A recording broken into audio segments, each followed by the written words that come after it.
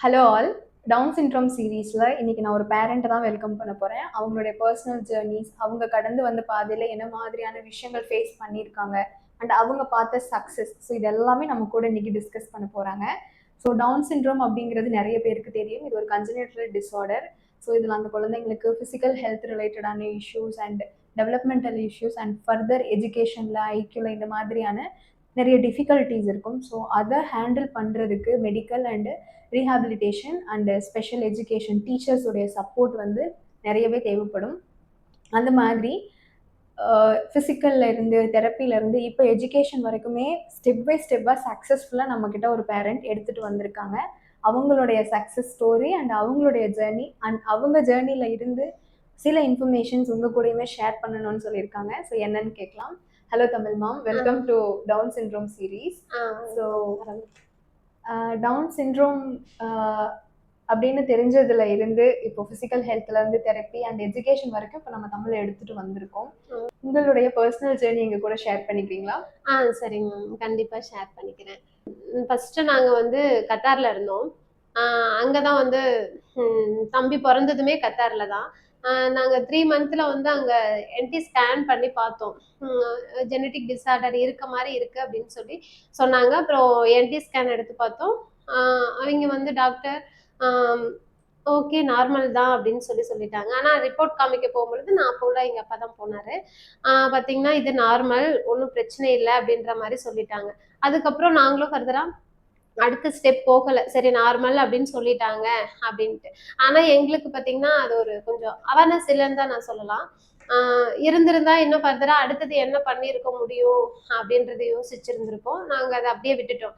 அதுக்கப்புறம் after birth தான் எங்களுக்கு தெரியும். ஜெனட்டிக் டெஸ்ட் எல்லாம் எடுத்ததுக்கு அப்புறம் இவன் வந்து டவுன் சிண்ட்ரோம் அப்படிங்கிறது எங்களுக்கு அப்புறம் தான் தெரியும். அப்பவுமே எனக்கு வந்து டவுன் சிண்ட்ரோம் அப்படின்ற ஒரு அவேர்னஸ் இல்லை. அப்படின்னா என்ன அப்படின்றது நம்ம தம்பி பிறந்ததுக்கு அப்புறம் தான் எனக்கு தெரியவே ஆரம்பிச்சுது. அதுக்கப்புறம் அங்க கத்தார் கவர்மெண்ட் வந்து அந்த மாதிரி குழந்தைங்களுக்கு எல்லாத்துக்குமே நல்லா ஹெல்ப் பண்றாங்க. அவனுக்கு வந்து பிசியோதெரபி சரி, ஆக்குபேஷனல் தெரபி, ஸ்பீச் தெரபி எல்லாமே அவனுக்கு கிடைச்சது. நாங்க தம்பி பாத்தீங்கன்னா பிசியோதெரபி 2 மாசத்துல இருந்தே கொண்டு போக ஆரம்பிச்சிட்டோம். கொண்டு போக ஆரம்பிச்சதுக்கு அப்புறம் தான் அவனுக்கு வந்து தலை நின்னுது. அப்புறம் அவன் நடக்க ஸ்டார்ட் பண்ணான். இருந்தாலுமே நாங்க அவன் உட்காரவெல்லாம் இல்லை, டைரக்டா வந்து தவறவும் இல்லை. அப்படியே டைரக்டா என்ன பண்ணிட்டான்னா புடிச்சு எந்திரிச்சு நடக்க ஆரம்பிச்சுட்டான். எந்த ஏஜ்ல ஆரம்பிச்சாருங்க? ஒரு 2.5 வயசு ஆயிடுச்சுங்க. நாங்க முன்னாடியே ஸ்டார்ட் பண்ணியும் அவனுக்கு வந்து கொஞ்சம் டிலே தான். 2.5 வயசுல தான் நடக்கவே ஸ்டார்ட் பண்ணான். பட் ஆனா 2 மந்த்ஸ்லயே நீங்க பிசியோதெரபி ஸ்டார்ட் பண்ணி 2.5ல தான் அவருக்கு நடக்கிறதே ஸ்டார்ட் ஆச்சு. ஆமா 2.5 வயசுல தான் நடக்க ஸ்டார்ட் பண்ணாங்க. அப்புறம் வந்து கொஞ்சம் கொஞ்சம் அப்ப பேசனா தாதா தாதா அத்தை அது மாதிரி சொல்ல ஸ்டார்ட் பண்ணாரு. நாங்க ஸ்பீச்சும் கொடுத்துட்டு இருந்தோம் ரெகுலரா. அங்க இப்ப நம்ம இங்க பாத்தீங்கன்னா டெய்லியும் வந்துட்டு இருக்கோம். அங்க வந்து அது மாதிரி எங்களுக்கு கிடைக்கல. வீக்லி ஒன்ஸ் தான் நாம போயிட்டு வரணும். அவங்க கொடுத்துருவாங்க அந்த ஆக்டிவிட்டிஸ் எல்லாம். நம்ம வந்து டெய்லியும் வீட்டுல ஃபாலோ பண்ற மாதிரி இருக்கும். ப்ரோக்ராம் கொடுத்துருவாங்க. ஆமாங்க, அது மாதிரி பண்ணிட்டு இருந்தோம். அதுக்கப்புறம் ஒரு 2.5 இயர்ஸ்க்கு அப்புறம் அவன் நடக்க ஸ்டார்ட் பண்ணிட்டான். அதுக்கப்புறம் பாத்தீங்கன்னா நாங்க இங்க இந்தியா வந்துட்டோம். சும்மா வெக்கேஷனுக்காக தான் வந்தோம். நாங்க பிளான் பண்ணி வரல. வெக்கேஷனுக்காக வரும் பொழுது எதாச்சும் ஒரு ஸ்பீச் தெரபிஸ்ட வந்து மீட் பண்ணோம். அப்ப பார்க்கும் பொழுது அவர் சொன்னாரு, இந்த ஏஜ் தான் உனக்கு கரெக்டான இது, நீங்க மிஸ் பண்ணிட்டீங்கன்னா மறுபடியும் அது கொஞ்சம் ஸ்பீச் பேசுறதுக்கு வந்து டைம் எடுக்கும், நீங்க வந்து இந்த டைமை மிஸ் பண்ணிடாதீங்க அப்படின்னு சொன்னாரு. அதுக்கப்புறம் சரின்ட்டு நாங்க அங்க கத்தார் போகவே இல்லை. சரி தமிழுக்காக நாங்க இங்கே இருந்துருவோம் அப்படின்னு சொல்லிட்டு முடிவு பண்ணிட்டோம். அப்புறம் சரின்ட்டு அவருக்கு கண்டினியூ பண்ணா எங்களோட இது பேட் லக் பாத்தீங்கன்னா அவரு போயிட்டாரு, அந்த சென்டர்ல இருந்து போயிட்டாரு. எங்களால அவர்கிட்ட கண்டினியூ பண்ண முடியல. ஓட்டி வந்து ஓட்டி ஓகே, எங்களுக்கு ஓட்டி கண்டினியூஸா இருந்தது. அவங்க நல்லா பண்ணாங்க. இல்ல அடுத்தது நாங்க செக் பண்ணோம். எங்கேயாவது ஹஸ்பண்ட் அப்ப வந்திருந்தாரு. அப்புறம் அவர்கிட்ட சொல்லி இது மாதிரி நீங்க செக் பண்ணுங்க, இங்க வேற பக்கம் எங்கேயாவது சென்டர் இருக்கான்னு பார்ப்போம் அப்படின்னு சொல்லிட்டு செக் பண்ணும் பொழுது கரூர்ல நிறைய சொல்றாங்க, அந்த சைடு நம்ம பார்ப்போம் அப்படின்னு சொல்லி சொன்னேன். அவரு செக் கூகுள்ல தான் போட்டு பார்த்தாரு. ஏதோ God grace Lotus Care recap கிடைச்சது. அதுக்கப்புறம் நாங்க இங்க கண்டினியூ பண்ணோம். 1½ இயர்ஸா வந்து இப்ப தமிழுக்கு பண்ணிட்டு இருக்கோம். ஃபர்ஸ்ட் இனிஷியல்ல வந்து பாத்தீங்கன்னா, இங்க கூட்டிட்டு வரும்பொழுது ரொம்ப ஹைப்பரா இருப்பான். ஆ நம்ம சொல்றத புரியாது அவனுக்கு. ஆ சோசியல் அவேர்னஸ் இருக்காது. அங்கேயும் இங்கேயும் ஓடுவான். ஆக்சுவலி இன்னுமே ம். எனக்கு இன்னும் அந்த ஃபர்ஸ்ட் டே நினைச்சா இன்னுமே ஆ ஞாபகம் இருக்கு. அந்த உங்க ஃபர்ஸ்ட் டே கூட ஜஸ்ட் பேசிட்டு இருந்தப்போ வெளிய ஓடிட்டான். ஆ ஏன்னா அவ்ளோ ஹைப்பர் ஆ ஸ்டிமுலேட்டடா இருந்த ஒரு அப்படி குழந்தை. இருந்தான். அப்புறம் இப்ப பாத்தீங்கன்னா, அப்படியே ஆப்போசிட்டா இருக்கான். இப்போ உள்ள கூட்டிட்டு வந்துட்டோம்னா, தெரப்பி போவான். போயிட்டு வந்து அமைதியா உட்கார்ந்திருப்பான். நம்ம உங்ககிட்ட பேசிட்டு இருந்தா கூட வெயிட் பண்ணுவான். எங்கேயும் ஓடுறது, இது ஆமா. பண்றதெல்லாம் சோ எதுவுமே எங்க எப்படி பிஹேவ் பண்ணணும், ம். யார்கிட்ட எப்படி ஆ நடந்துக்கணுங்கிறது நல்லா அந்த இது இப்பல்லாம் நல்லா டெவலப் ஆயிருக்கு மேம். இங்க வந்ததுக்கு அப்புறம் தான் ஃபுல்லா டோட்டலா சேஞ்ச் ஆனதே இங்க தான். ம். எனக்கு இப்ப ரொம்ப ஹேப்பியா இருக்கு. We are ah also because ஏன்னா ஆ தமிழ் வந்து எங்களுடைய செல்ல பிள்ளை மாதிரி நம்ம ஆமாமாங்க. ஸ்டார்ட் பண்ணினப்ப ஃபர்ஸ்ட் நீங்க தான் வந்து ஆ இது பண்ணியிருந்தீங்க. இப்ப ஆமாமாங்க. பாத்தீங்கன்னா ஆல்மோஸ்ட் அவன் எல்லா பெர்ஸ்பெக்டிவ்லயுமே நல்ல ஆ இம்ப்ரூவ் ஆயிருக்காரு. கம்யூனிகேஷன் இப்ப நல்ல பில்ட் ஆயிட்டே ஆமாங்க இருக்கு. மேம். கம்யூனிகேஷனும் முன்னாடியெல்லாம் அவனுக்கு பேசவே தெரியாது. இப்ப பார்த்தீங்கன்னா, அம்மான்னு கூப்பிடுறான், அப்பா கூப்பிடுறான், ஆயா கூப்பிடுறான்.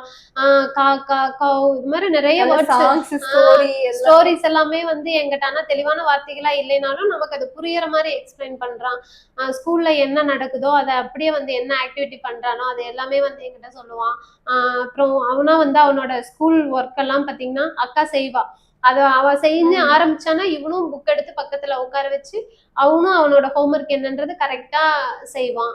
அந்த மாரி இப்ப அப்படியே சேஞ்ச் ஆயிருக்கு. கண்டிப்பா. நல்லா ஏன்னா டெவலப் பிகாஸ் ஆயிருக்கான். இப்போ 4 மந்த்ஸா ஸ்கூலுமே நம்ம ஸ்டார்ட் ம். பண்ணிட்டோம். பிகாஸ் ஆமாமாங்க. ஆ நமக்கு வந்து சப்போர்ட் வந்து இந்த குழந்தைங்களுக்கு கண்டிப்பா இண்டிவிஜுவலைஸ்டான எஜுகேஷனல் ப்ரோகிராம்ல தான் நம்ம வந்து ஆமாமாங்க. இம்ப்ரூவ்மெண்ட்ங்கிறது குடுக்க முடியும். கொடுக்க ஜஸ்ட் முடியும். ஜென்ரலா எல்லா குழந்தைங்க மாதிரி நம்ம ஒரு எஜுகேஷன் சிஸ்டம் இருந்தா, இவங்கள நம்ம கொண்டு வரது கொஞ்சம் நமக்கு ஸ்ட்ரகிளா இருக்கும். ஸோ ஆமாமா. அப்படி இருக்கிற பட்சத்துல நம்ம நெறையவே ஒர்க் அவுட் பண்ணி இப்ப ம். எஜுகேஷன் வைஸ்லயும், ரீடிங், ரைட்டிங்லயுமே கூட இப்ப நல்லா சொல்றாரு, ரிப்பீட் ஆமாங்க. பண்றாரு, எழுதுறாரு உட்கார்ந்து ஹோம் ஒர்க் அண்ட் ரொட்டீன்லாம் நல்லா வந்திருக்கு. ஆமாங்க. ஸோ முன்னாடி பார்த்தீங்கன்னா, ஸ்கூல் போவானா? அப்படின்ற மாரி யோசிச்சுட்டு இருந்தேன். எப்படி பேசவே மாட்டேன்றான், நம்ம ஸ்கூல் அனுப்பமான்னு உங்ககிட்ட நான் நெறைய டைம் நெறைய டைம். கேட்டுருக்கேன். ஆனா, இப்ப பார்த்தீங்கன்னா, நார்மல் நாங்க போட்டது வந்து ஸ்பெஷல் ஸ்கூல் இல்ல. நார்மல் ஸ்கூல்ல தான் போட்டுருக்கோம்.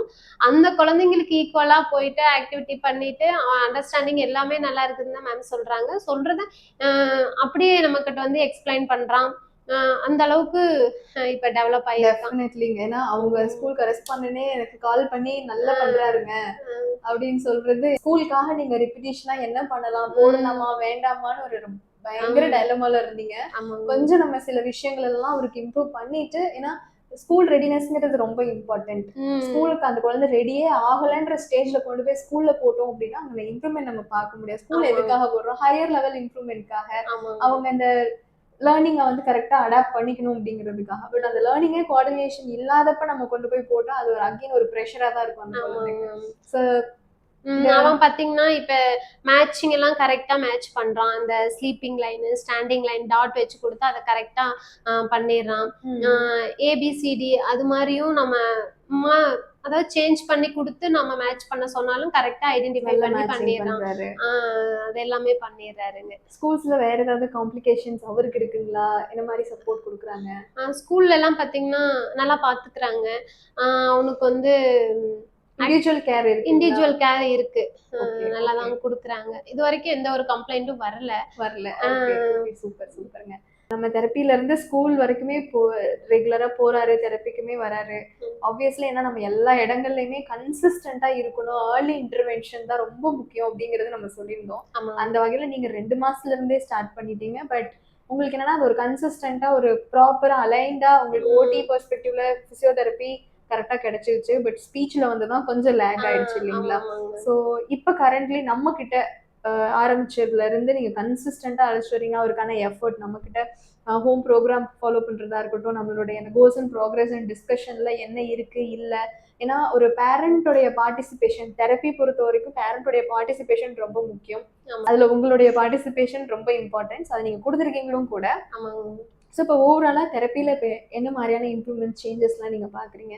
தெரபில ஃபர்ஸ்ட்டு பார்த்தீங்கன்னா, இங்க வந்தப்ப அவனுக்கு இந்த ஒரு சோசியல் அவேர்னஸ் இல்ல. என்ன பண்றோம்? நம்ம எங்க இருக்கோம்? அப்படின்ற எதுவுமே அவனுக்கு புரியாது. இங்க வந்ததுக்கு அப்புறம் தான் மேஜர் சேஞ்சஸே வந்திருக்கு. அங்க வீட்லயும் சொல்லுவாங்க. பக்கத்துல பாக்குறவங்க கூட சொல்லுவாங்க, "தமிழ் முன்ன ரொம்ப வந்து துரு துருன்னு இருப்பான். இப்ப இருக்கிற இடமே தெரியாம இருக்கான். எவ்வளோ சைலண்ட் ஆயிட்டான்" அப்படின்னு சொல்லுவாங்க. ஆ இப்ப அப்ப பாத்தீங்கன்னா, ஆ அவனுக்கு வந்து நம்ம வெளிய கூட்டிட்டு போனா ஒரு இடத்துல உட்கார மாட்டான். துரு துரு துருன்னு அங்க போவான், இங்க போவான். என்னென்ன இருக்குது, அதெல்லாம் வந்து எடுத்து பார்க்கணும் அப்படின்னு நினைப்பான். இப்ப பார்த்தீங்கன்னா, இந்த தெரபி குடுக்க ஆரம்பிச்சதுக்கு அப்புறம், ஆ அவன் அப்படியே அதுக்கு அப்படியே ஆப்போசிட்டா இருக்கான். ம் நெறைய சேஞ்சஸ் இருக்கு.